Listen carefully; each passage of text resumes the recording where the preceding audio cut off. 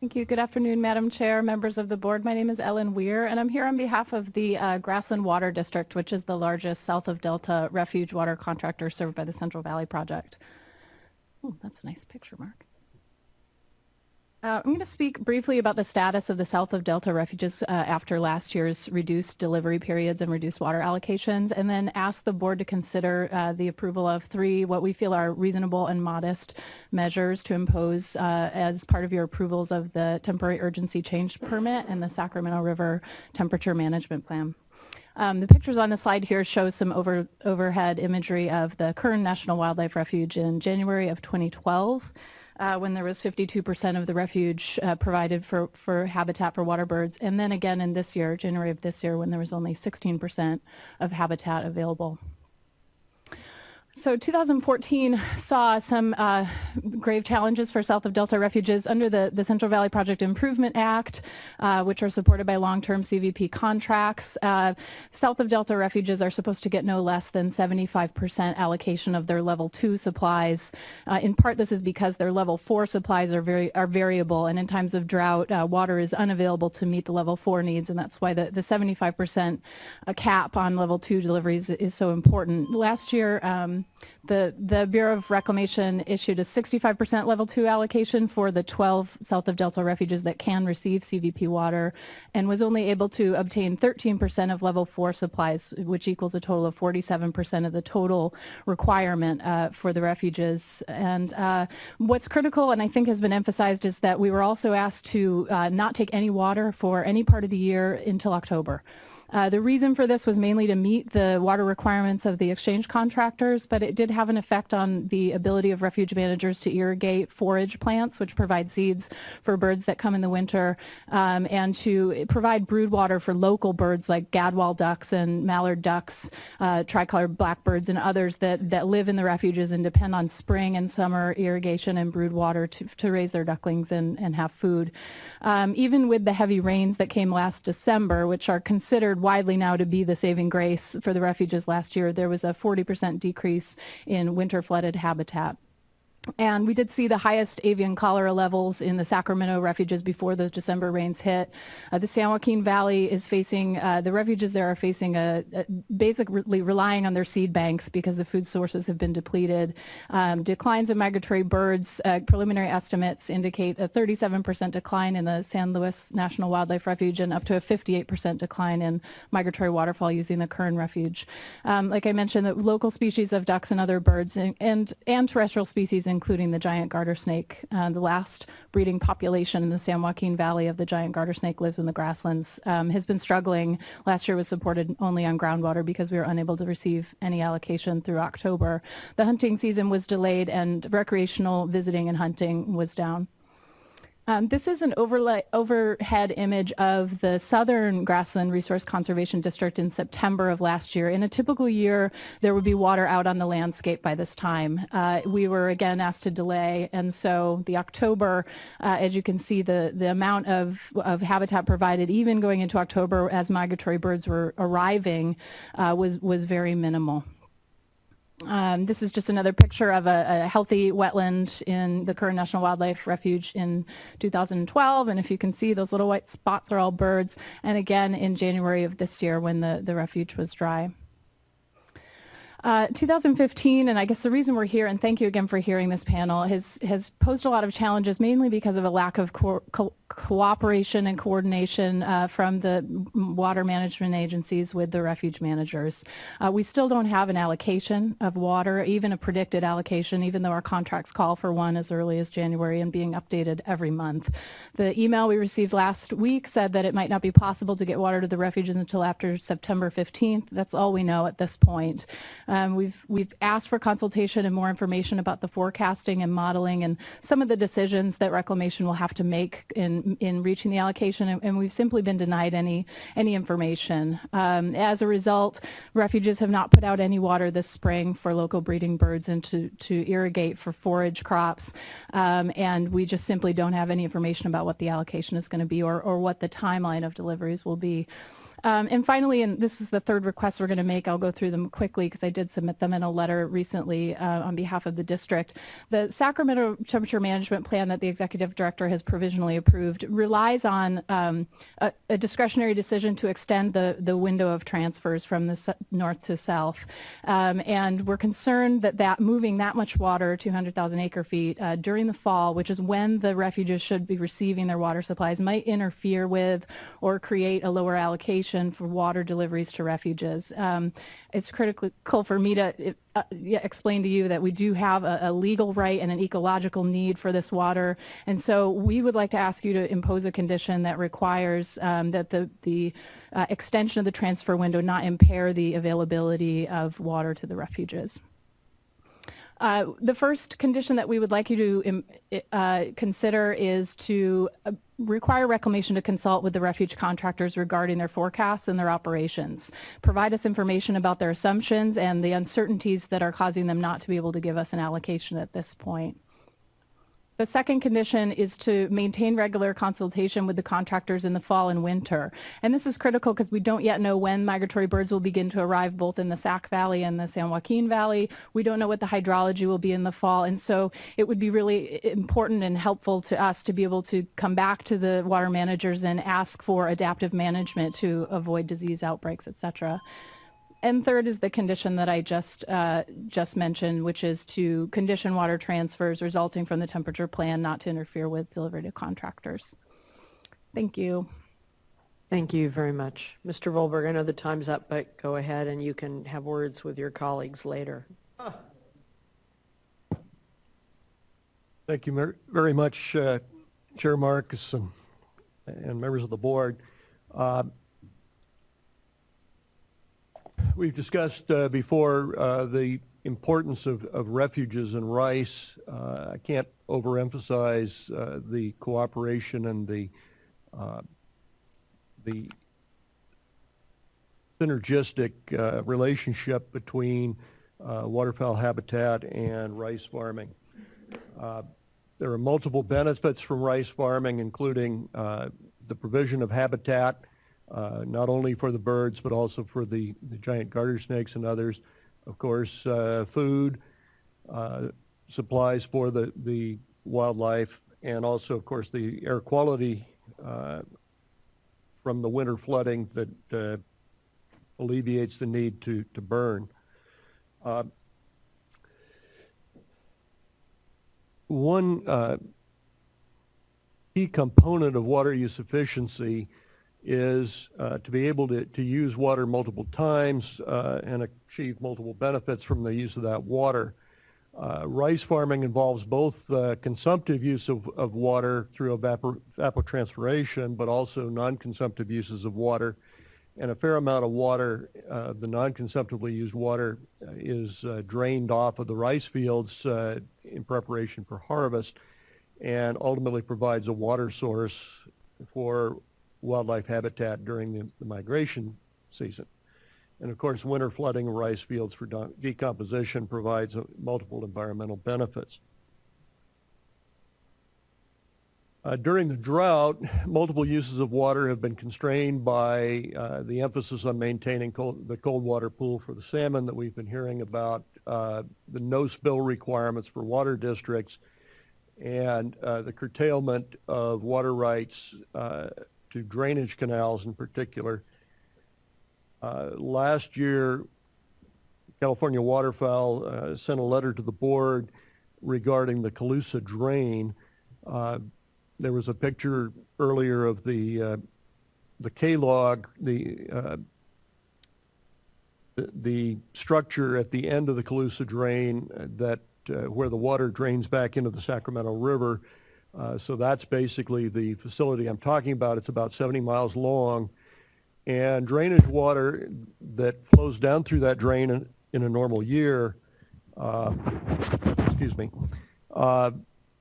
is used by about 10,000 acres of wildlife habitat, most of which is private, but is under easement to the federal government and is managed in conjunction with the federal refuges in the Sac Valley complex.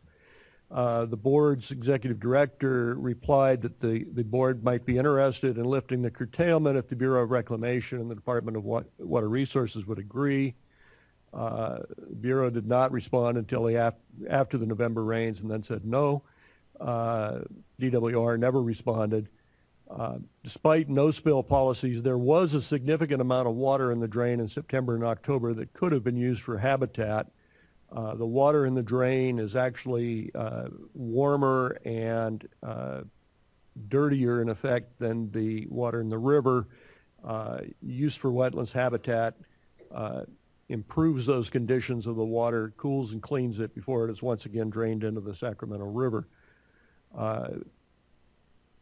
California Waterfowl is going to renew its request to the Bureau and to the Department of Water Resources and also to the board that the curtailment of water rights to the Calusa Drain be lifted. And that completes my portion. Mike Lines from Audubon was not able to be here, and so I'd like to just say a few words. I would suggest just a few. Very few. And in fact, I'm going to go back to No some things disrespect that intended. Mark We're just Reynolds going said on. and just reemphasize. The real key with waterfowl, we work very cooperatively with agriculture. We work very well with the local water districts in the valley. They watch out for our interests very well. 2/3 of the land is privately owned. The other third is owned by the federal and state governments. They're all managed together. The real key is to adaptively manage opportunities for water delivery, to work on a real-time basis, to find opportunities to take drainage water, to find water that is available, and work that into our into the summer irrigation and the fall flood up. Very, very critical to maintain decomposition of rice stubble and winter flooding of rice. Mitigation of the effects of water transfers is very important, and one of the things that can be done, if land is fallowed for a water transfer, that land can also be planted back to a cover crop that can be used as nesting cover for birds that nest locally, mallards and gadwalls, et cetera. And again, collaborating to balance the needs of birds and fish, very important to the birds and also, I hope, to the fish. So thank you very much, and that concludes my presentation. Thank you. I hesitate to ask a question because we're getting so late, and we clearly just miscalculated how long, because we have 2 items today, and we have a lot of cards still on the TUCP, and my apologies to everyone for the fact that we're going to go very late today. Yesterday went way shorter than we thought, so it's hard to know. What I heard in the earlier presentation from the Sac Valley Water folks was a deep interest and pride in working with birds as well as fish. I don't know whether to say water birds is just a phrase I hadn't used before. And so my assumption has been that you all have been in lively conversation, at least in the Sac Valley. Yes. There are other issues that you've raised that have to do with allocations and with curtailments, but... Yes, that is true, and we have worked with them.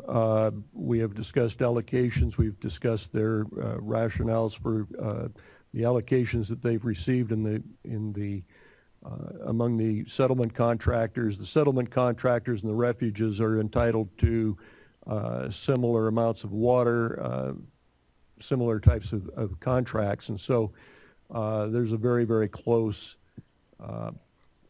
relationship there that we do work with them, and we understand the constraints that are placed by the need to maintain that cool water pool for the salmon. What we're trying to do is think outside the box and find other ways to adaptively manage to take advantage of whatever water supplies may come available. Thank you. I thank you for the time. I know it's getting late, but I do think we didn't spend enough time on birds last year going into this period of time, and so appreciate all the stuff you've sent in, but also the time you spent today. Yeah, I'd like to acknowledge you had some specific language you suggested, in the interest of time, we don't have to go into great detail, but I encourage staff to look at that, in terms of following commitments through CVPIA and other issues that we want to be whole on. These are very important issues. Thank you. I have a similar request that staff, well, it seems that it's really the DWR, to work with DWR on that curtailment issue. Thank you all very much. We're now going to move into public comment. We have quite a few speakers. We may have lost some of them along the way, and I apologize to them in their absence. And I think I'm going to try for 2 minutes. Yeah, 2, if people can, to flag the issues, just because there are so many speakers. And the issue is to give us a sense of where should we look, what are your concerns as we then engage briefly with each other today, but then with staff to figure out where we go next and what we all want to do. Okay, first I have Lee Castleberry, Deputy Chief of Staff for Supervisor Mary Pifo. Followed by, thank you, Sonja Diermeyer. Thank you for staying all day. Thank you. Thank you, Madam Chair and board members. I come to you today to provide a statement on behalf of Contra Costa County Supervisor Mary Nedgley Pifo, San Mateo County Supervisor Dave Pine, and City and County of San Francisco Supervisor Scott Weiner. As elected officials across the San Francisco Bay and Delta area, we are living daily with one of the worst droughts in California history. Our residents, businesses, farms, and environmental resources all desperately need more water. But our natural resources, our Bay Delta estuary, and the fish and wildlife that depend on it are at the brink of collapse from this drought and our history of over-extraction. We commend the State Water Resources Control Board for its efforts to protect all beneficial uses, including agriculture, urban users, and public trust resources during this exceptional drought. In particular, we applaud you for taking the actions necessary to ensure that human health and safety needs are met. We would like to remind you, however, that the well-being of our Bay Delta estuary is hanging by a thread. The loss of collapse of multiple fish species is imminent, including harm to endangered salmon and commercially and recreationally important salmon and sturgeon. This past winter, the state board cut environmental safeguards that regulate freshwater flow into the estuary, and there is no debate that this decision harmed native species. The continued relaxation of these safeguards compromises the ability of our fish and wildlife to withstand the effects of our drought. The only justification of this decision is the vigorous protection of cold water storage for the protection of endangered fish species later this year. However, the same strategy was used last year, with tragic consequences for multiple salmon populations. We need to see that you are acting with the utmost caution to avoid making the same mistake this year. There will be those who place the blame on Delta smelt and other fish for the water shortages and economic disruption caused by the drought and our over-allocated water rights system. But you must act aggressively to conserve our public trust resources before they are gone and the health of the largest estuary on the West Coast lost. Our solutions lie in becoming much more efficient users of water and in more equitably sharing water between cities, farms, the fishing industry, and the environment, including the adequate protection of a national treasure like the San Francisco Bay Delta estuary. Thank you very much. Thank you very much. Ms. Diermeyer, followed by Lina Bronstein. Good afternoon, Chairman Good afternoon. Thank you. Marcus and board members. My name is Sonja Diermeyer. I live in Oakland. I am a water activist with the Sierra Club. I'm speaking for myself today, though. I frequently make the journey from Oakland to Southern California by train and have the privilege of traveling along the Bay Shore, San Pablo Bay, through the Delta, down through the Central Valley, through the San Joaquin Valley, and over the Tehachapis, and see a lot of California this way. It always looks like there's a lot of water out there, but I'm very aware that much of it is much more salty than it should be, and the freshwater flows that we need into and through the delta are not there to support the habitats that used to be there. Aquatic species cannot choose a different environment. They're already stressed from many years of elevated pumping, and now with the drought, even more so. I understand that several species are at imminent risk of extinction. People, on the other hand, I think can adapt. We urbans can and should be doing way more and people who are still watering leafy landscapes and lawns that I see everywhere in suburbs, both in Northern California and in Newhall, Pasadena, areas that are served by the State Water Project. I think all need to take the drought much more seriously.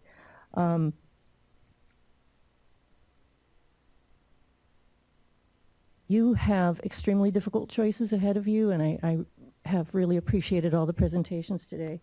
But I think that if we have, on the one hand, the choice between rows of almond trees and lush streetscapes of Pasadena, and on the other hand, ancient fish species that have plied delta tributaries and waterways by the billions, bringing nutrients up into the far reaches of our state waterways, I don't think we really have a choice. We can't just watch these extinctions happen before our very eyes. This is where we need to step up as a highly evolved species and protect the natural environmental matrix that provides our resources and safeguard only the essential human uses of water. And to me, that means something like 35 gallons per capita per day for basic human needs. So I just would like to strongly urge you to please uphold the delta flow and salinity standards, limit cross-delta transfers and export pumping to the maximum extent possible, maintain and expand the curtailments that you've begun, and please ensure that freshwater flows pass through the delta and to the San Francisco Bay, which is sort of the neglected stepchild of the neglected stepchild. Thank you very much. Thank you very much. Ms. Bronstein, followed by Mark Rentz. Hello. Hi, my name is Lina Bronstein, and I thank the board for the opportunity to speak. I oppose the construction of the twin tunnels in the Delta. I am concerned they will continue to divert water from the Delta. I am concerned they will degrade the quality of our drinking water standards for the Delta and the Bay Area communities. I'm concerned they will ruin the Delta agricultural economy. I am concerned that they will destroy the Delta recreational economy and continue to adversely impact the environment. They are massively expensive, $25 billion. Can we not look for a better use of that money, such as collection and storage of water, restoration of the environment? And lastly, I am also concerned about the poisoning of our aquifers by the large oil companies and others. Thank you very much. Thank you very much for joining us.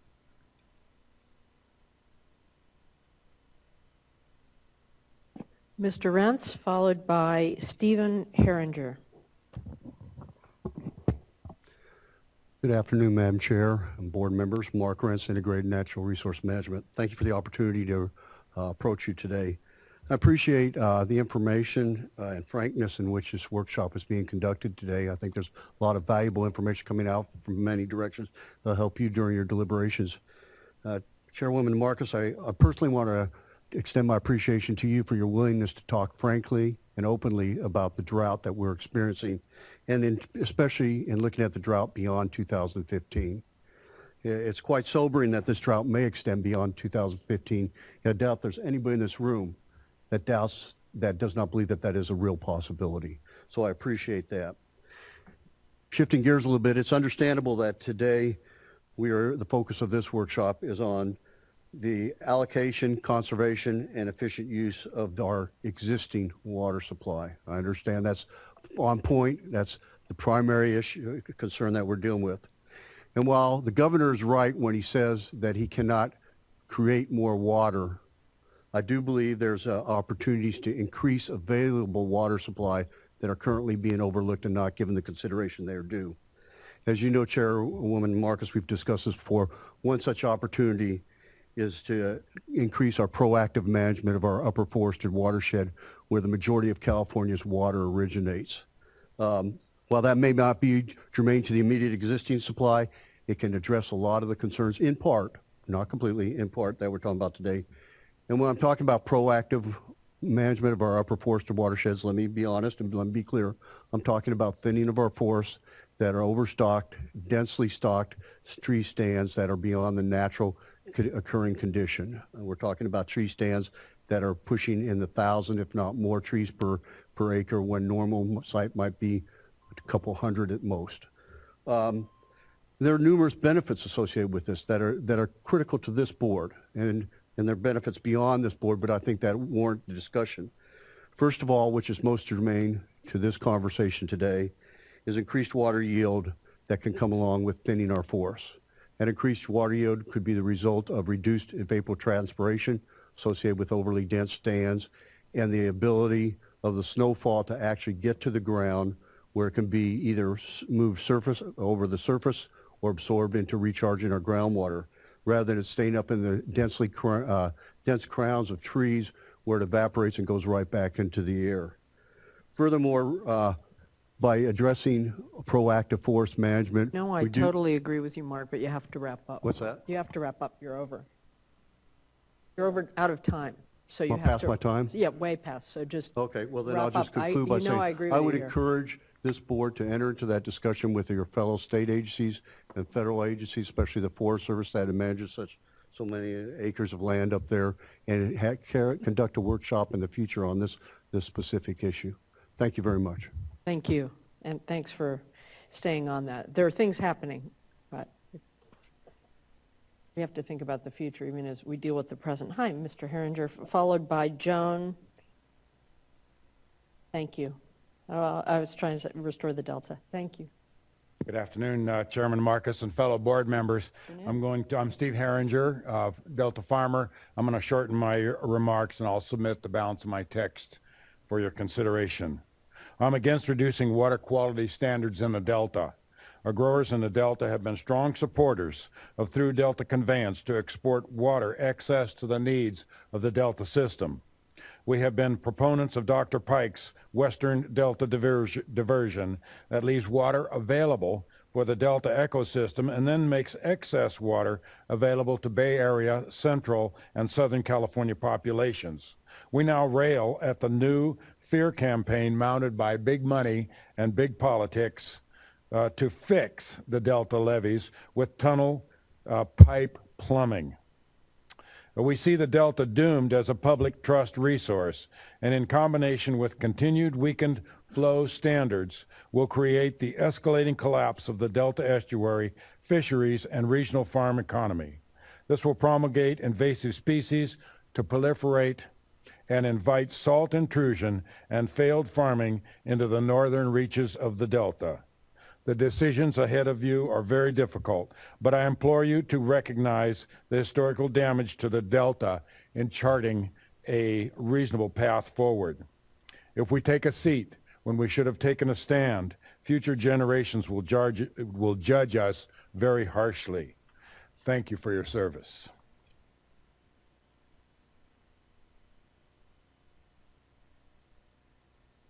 Thank you, Chairman and boards.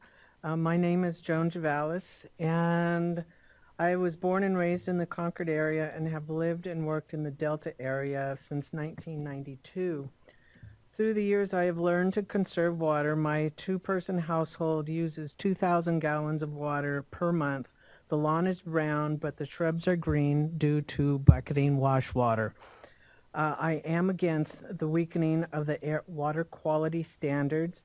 A weakened standard would allow more water allocations to go south, and that would contribute to, one, poor water quality for the communities that receive their water from the Delta. A weakened standard would threaten fisheries in the Delta waters, which are also important for sustaining the San Francisco Bay, along with the people that make their living on the water. A weakened standard would allow for a higher salinity level in the water, which would harm the orchards and the fields of the Delta farmer. Would also allow invasive weeds to flourish, clogging the estuaries. Why would you want to lower the water quality for millions of people who live around the Delta and to a farming area that is so full of bounty that puts almonds to shame? I do not appreciate my sacrifice going to waste for the benefit of the multi-billion-dollar ag companies. And again, I thank you for your time.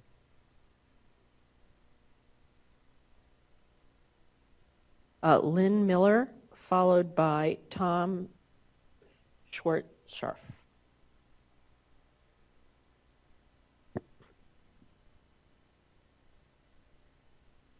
Good afternoon. My name is Lynn Miller, and I'm a farmer on Roberts Island next to the San Joaquin River. My family has been farming on Roberts Island since 1871. That's 144 years. When they began farming there was no Friant Dam, there was no Millerton Reservoir. The San Joaquin River flowed continuously from the Sierras through the Delta to the San Francisco Bay every day of the year. It did not run dry. That's a little bit of my history, and I'd like to talk a little bit of history with the board. I'm sure that you're aware of the, I'm sure that the board is familiar with Tulare Lake. It was located south of the San Joaquin Valley, and it was one of the largest lakes on the west coast. It began drying up in 1878 after the tributaries of the river were diverted by irrigation and municipal water users in that area. By 1899, just 21 years later, the huge lake was nearly dry except for occasional flooding. Then, in the 1900s, William Mulholland realized that the Owens Valley had a large amount of runoff coming off the Sierra Nevadas, and a gravity-fed aqueduct could deliver Owens River water to the thirsty Los Angeles area. In 1913, the aqueduct was built and the river diversion began. The river no longer flowed to the Owens Lake, and just 13 years later, the lake was completely dried up and became one of the largest environmental disasters in the nation.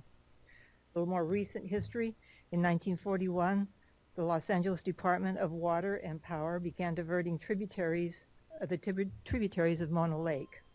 The lake water was not potable, but the 5 tributaries that fed the lake were a good source of fresh water. Evaporation soon exceeded the inflow, and eventually Mono Lake dropped 45 vertical feet.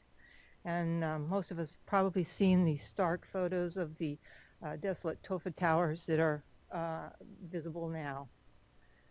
In 1994, the Water Resources Control Board finally stepped in and issued an order to protect Mono Lake and its tributaries 50 years after the diversion began. My question is, if there had been environmental protection laws in place prior to the diversion of water from their natural resources or from the natural source or flow, would the ecological disaster and financial catastrophes of Tulare Lake, Owens Valley, and Mono Lake have been avoided? Please don't relax our environmental laws, regulations, and protections for the Delta by trying to appease the unquenchable thirsts of the South. Thank you for the opportunity to speak. Thank you very much. Sure. Sharp. Gail Vaughn, right, followed by Esperanza Velma.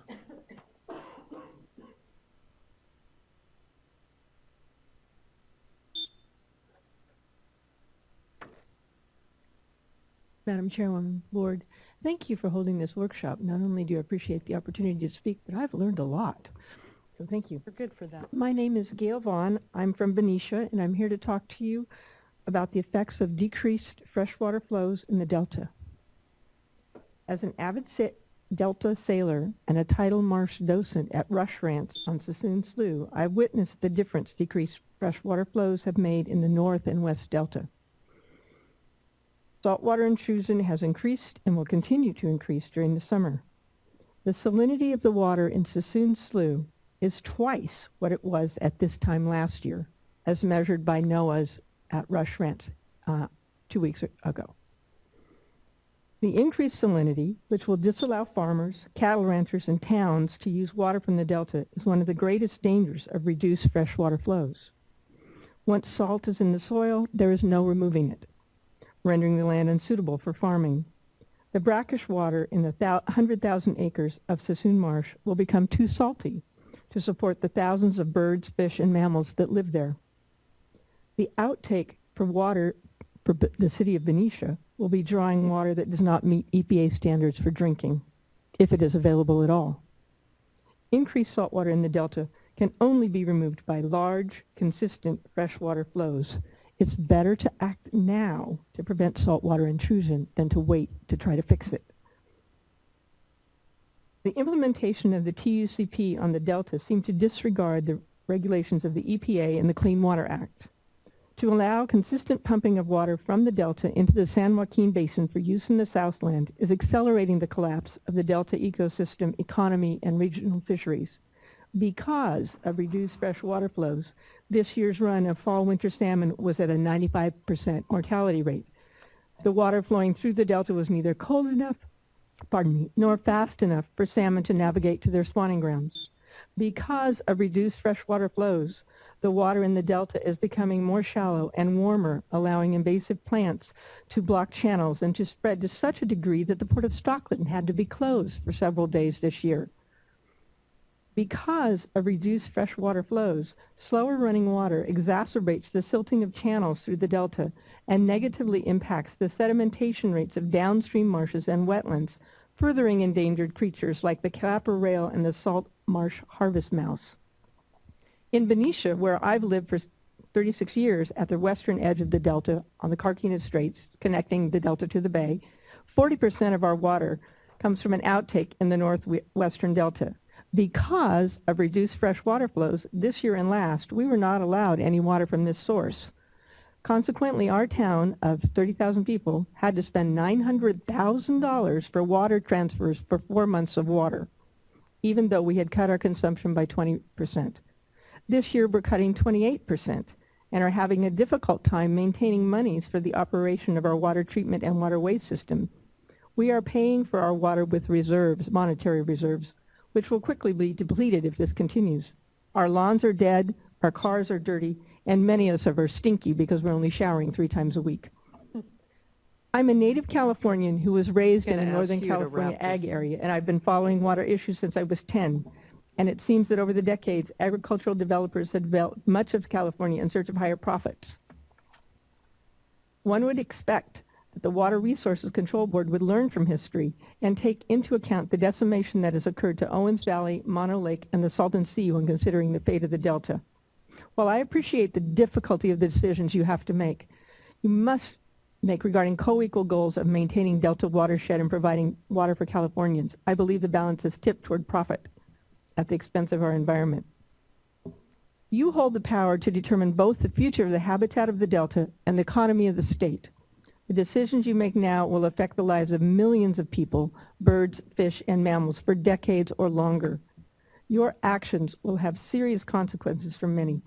I urge you to save the salmon, protect the Delta, and keep the water flowing through the Delta. Act now to reduce pumping water to the south, to maintain required water quality in the Delta, and to hold enough cold water in reservoirs for release in anticipation of fall-winter salmon. Thank you. Thank you very much. Esperanza Velma, followed by Darlene Cox. Good afternoon. My name is Esperanza Velma, and I am the Vice Chair of the Environmental Justice Advisory Group for the Air Quality Control District. I live in Stockton, and my family's history parallels the California water projects and an expansion of big ag farms on the west side of the San Joaquin Valley. We are rooted in the Delta and have lived, worked, and fished here for 3 generations. My personal perspective leads me strongly to oppose the State Water Board's continued pumping of the Delta during the drought and Governor Brown's plan to build Delta tunnels. It makes me sad to how these mega growers and water exporters are using farm workers' unemployment to push for more exports that will doom the Delta and extinguish our salmon and other fisheries. These growers don't care about farm workers, and they're manipulating the chronic unemployment they built into their industrial agriculture to justify ruining my home communities in the Delta.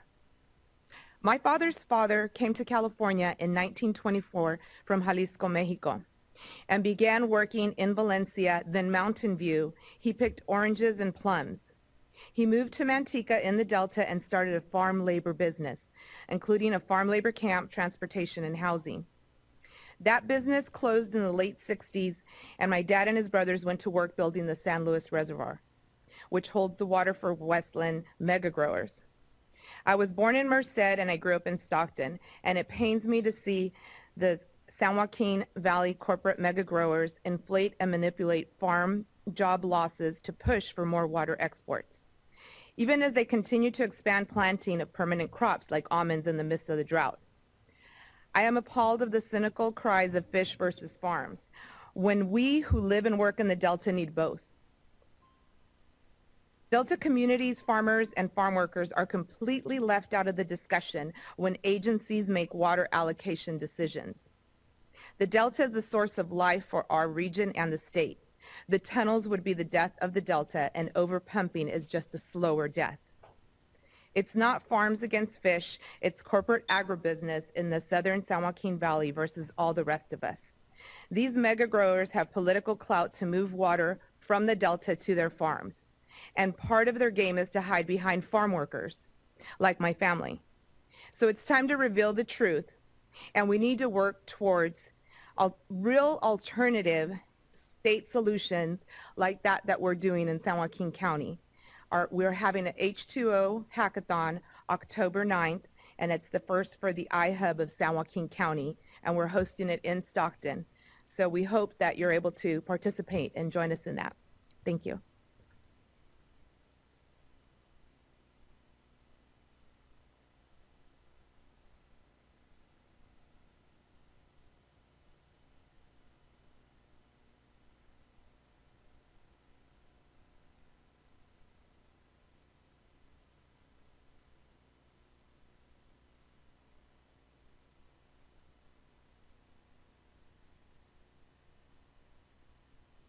Hello, my name is Tatiana Suez, and I'm here to address a few concerns I have. I'm a major in business, passionate about healthy ecosystems and self-taught engineer. I came up with a passive device to turn fog into water. So pretty much what would be, let's say, as long as the fog goes through the panels, it will catch the water. We have all the process pretty much implemented. I was trying to reach out to the water board, funds, grants. I was told on several occasions, because fog is not part of the categories of water available, they could not give me funds or grants or direct me to where I could apply. So this is very promising. A bit nervous. But at the same time, me and my team already entered the biggest clean tech open contest here in North America. We're launching full with it. We're very passionate about what we do. It's not only about getting the water from the atmosphere that's already been desalinated, it's about also reforesting big, large ecosystems by reinserting the water, organic matter, and making the soil completely functional, producing its own fungi and bacteria, to close the cycle in 5 years. And we are also contacting the native tribe of the Desert Valley, where we want to do the experimental site. They're also eager about hearing that we're going to be experimenting of reforesting and inserting water in their lands. And I'm sorry, which tribe? Imbisha Shoshone. Yes. So it's a very big scale project that we're aiming for, and I was hoping to not only get private investors in my project, and I wanted to work with the government here of California and see if I could have more support or direction into how to get involved with you, given that this project is pretty much completely off the box solution type of thing. We're looking for 10 panels that can produce about 5.7 million gallons per year. So that's about 9 Olympic swimming pools per year. I'll just tell you, we have gotten a lot of, there are a lot of folks, some with atmospheric projects, the whole range of projects, and it has been a challenge because we don't have a way to partner with you that easily. But there is a new initiative being put together, a water energy initiative, that the Energy Commission is heading because they do a lot of that sort of thing. It's in development right now. I can't say that that's going to be the right place, but if you can email us your stuff, I'll see that it gets to people.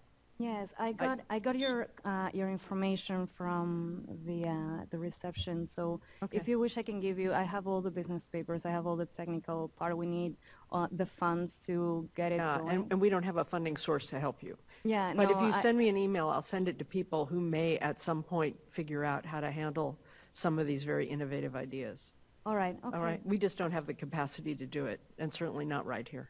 No, it makes sense. I just wanted to know. I've been going through different doors, and No, it's frustrating because there's not an obvious door to go through. Yeah, it so is. I realize that. So I think we now have some place to catch them. So happy to help with at least directing you someplace that can at least try to help. That would be wonderful. Thank you.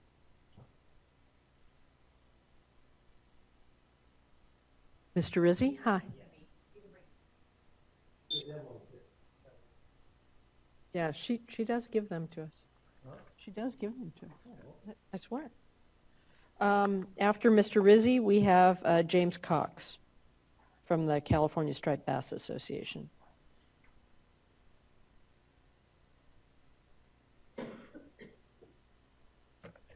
Well, I'm an inventor, Joseph Rizzi. I'm from Benicia as well. I'm trying to tell you about the False River is in actually the dam. I would consider it's in the wrong spot. You just created a beautiful bridge, the new Benicia Bridge. And if you just put some gates across it, you will be able to restrict the flow, not dam it. Now this is a big point here. I don't want to dam across the Benicia Bridge. What I want to do is I want to restrict the flow. I want to keep the fish from being able to go back and forth from the delta area to the bay side and be able to have boats go back and forth. You don't want to restrict the flow of the boats or the fish because you're going to cause environmental problems or economic problems. You don't want to do that. Back in 1931, they studied this plan of actually creating different dams across the bay at different points, but they were actually trying to create a dam and locks. That's going to have all kinds of environmental problems. I'm not recommending you to do that. I am not one who's in favor of those dams. But if you put in a flow restrictors that are going to manage the water coming to and from the delta area, you can pretty much turn all of the Suisun Bay and all of the delta into fresh water all year long. I have heard over and over again in this meeting today all about salinity. Hold the salinity back at the Benicia Bridge. You can do it. In fact, I've actually worked with Aqua Dam, which creates these dams using rubber and a lot of water. They could say they can do it in about a month's time. They can give you a temporary dam across Benicia for $3 million, and that will increase the amount of water that you have available in the delta today that is going through. You looked at the figures this morning. There was 12 million acre feet that is available for export and going out to the bay. It only takes, according to the Department of Water, you can look it back up, in the 1931 study, it says it's only 1.3 million acre feet to hold back the salinity. Make that just raise it up to 2 million acre feet. You've got 10 million acre feet available for going out the bay and down south. 10 million acre feet. That's not 1,000 gallons or anything really small. This is huge. This is a very big, hey, gotcha. Instead of the False River way back into the Delta, which is actually changing the water dynamics in the Delta, if you actually put the barriers at the Benicia Bridge, you don't cause those kinds of problems. I see, Mr. Izzy, you're out of time. I appreciate that you've given us something in writing that we can look at our leisure, but there are a whole pile and room full of other folks as well. Thank you. And also, I represent natural desalination, which is a new source of water that you can actually get out of the sea for free, using not power generated by man, but by using nature only, which is a big concept that people have a real hard time with, and it doesn't kill any life at all. We'll look at it. Thanks. James Cox, followed by Tony Berzinas. I'd like to thank you for the opportunity to express my concerns here. Thank you, sir. My name is Jim Cox. I am president of the State Board of the California Striped Bass Association. I'm also a recently retired charter boat operator, sport fishing charters. I'm a third-generation native San Franciscan, and I have 35 years of experience on the water. I'm not a scientist, but I can say that I, 35 years of observing what has changed. I've had a front row seat to the changes that have happened through the estuaries in the last 35 years. We've heard a lot. We are in a crisis. There is no doubt about that. There's a lot of demands on water from all different directions, far more demands than there is water to satisfy those demands. We've heard a lot of evidence today of species on the verge of extinction. These are native Californian species. One thing we haven't heard is a farmer that's on the verge of extinction. And people that want to make this into a fish versus farmers or fish versus people, fish will lose every time. People have the advantage of adapting to the situation. Fish are in the environment that nature put them in. They do not have the choice. They exist in the environment that nature created. And now we keep saying, well, we can reduce this, we can reduce flows, fish will be all right, we can reduce. No, they won't be all right. Most of the major species, and even the less, the bait fish species, have declined by 95%. How can you say that your system is working to help fisheries? It simply is not. And I'd like to make a direct comment to the question that I'm not sure what your name is, the lady on the end there asked of Fish and Wildlife. When you ask them, can they monitor the situation?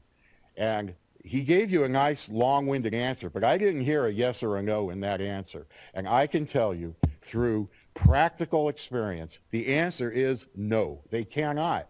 They do not have the staff. They do not have the funding to monitor. They do not even have the staff to monitor programs, to staff programs that they've had in existence for over 20 years. And I offer as evidence to that the fact that, and I'm not going to name names, but I'm going to say that the man that's the manager of the Striped Bass Division of Fish and Game over the last 10 years has come to our club and asked for volunteers to help them do the very monitoring you're asking about.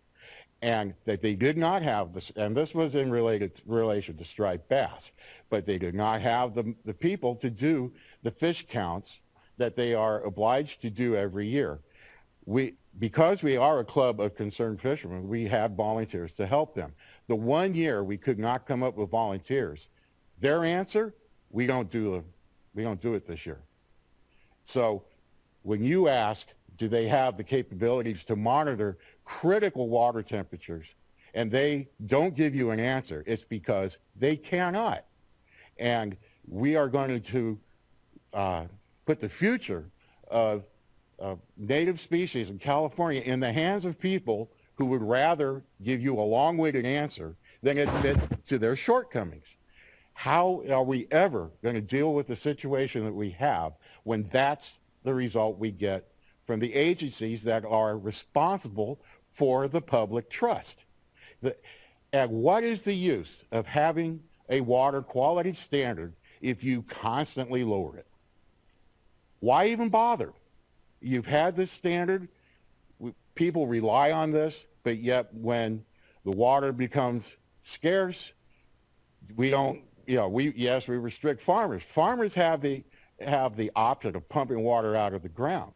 Fish do not have an option. They live where they live.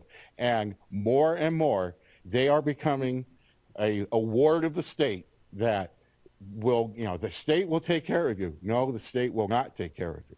And Mr. we are Cox, watching this is valuable, the decline. but you need to wrap. We are watching the decline of the best active fishery in the United States, and we could stop the decline, but we're not doing it. And I'd just like to say one more thing.